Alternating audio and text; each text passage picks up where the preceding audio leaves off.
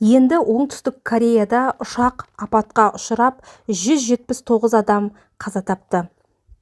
Бангкоктан келе жатқан Jeju Air әуе компаниясына тиесілі Boeing 737 ұшағы Муан әуежайына дұрыс қона алмай, қоршауға соғылған.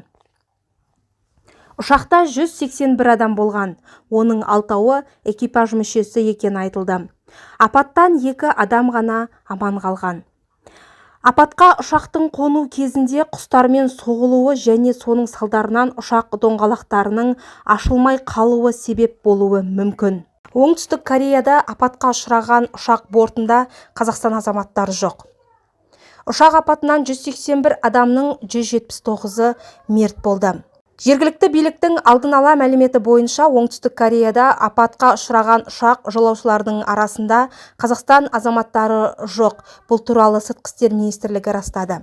Тергеу және құтқару жұмыстары жалғасуда. Билік қайғылы оқиғаның нақты себебін анықтауда. Jeju Air ұшағы жексенбі күні таңертең ұшу-қону жолағынан шығып кетіп, Муан халықаралық әуежайына шұғыл қонуға әрекеттенген.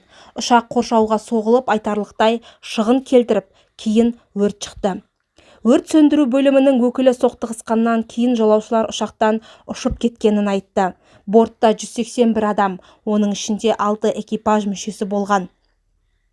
2 Таиланд азаматын қоспағанда, жолаушылардың көпшілігі оңтүстік Корея азаматтары.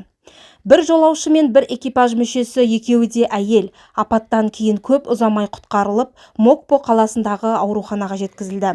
Оңтүстік Кореядағы ұшақ апатында құтқарылған екеуінен басқа барлық жолаушылар мен экипаж мүшелерінің қаза тапқаны бұған дейін хабарланған болатын. Апатқа шассидің ақауы себеп болған, бәлкім құстар соғылуы мүмкін. Ұшақ жылдамдықты азайта алмай, әуежай құрылымдарымен соқтығысып, нәтижесінде адам өліміне әкеліп соқтырды.